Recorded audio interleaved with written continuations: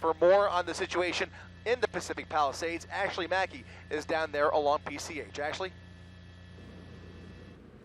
Chris, as if this area hasn't been through enough with the fires, you can now add a rainstorm to that, and PCH is an absolute mess as a result. I've got my mask on because now the winds are starting to kick up the dust left behind by the dried mud that flowed down here. We're at Sunset and PCH, and we've been seeing street sweepers go back and forth, and you can see some of the residual flooding. An LAFD captain told me today mud and debris flow here at this intersection in particular was so significant that fire crews jumped in to help other agencies clear it.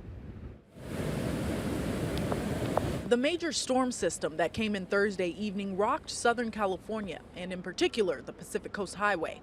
This is Dukes on PCH, completely ravaged by mud and debris, not long after escaping the Palisades Fire with minimal damage. There was definitely heavy smoke charge. They were in the process of remediating the restaurant.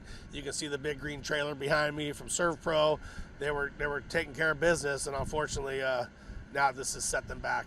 The mud and debris runoff was so powerful on PCH that an LAFD vehicle was washed over a cliff and dropped 30 feet below into the ocean, with a department member still inside.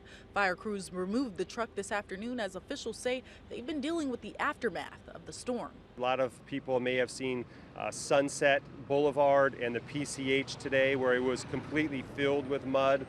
Our firefighters driving the bulldozers couldn't even find where the drains were because it was so thick, so they wisely used Google Earth and were able to determine where they were based upon dry conditions. A spokesperson from Caltrans says they have multiple projects in the works, like more retaining walls and new kinds of slope protection to help mitigate in the future. We have additional projects along PCH that are dealing with some of these impacts and trying to get ahead of them by controlling anything that would be swept onto the roadway, that would be washed onto the roadway.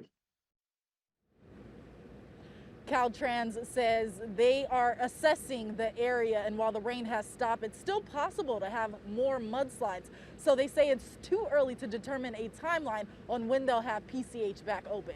Reporting live in Pacific Palisades, Ashley Mackey, ABC 7 Eyewitness News.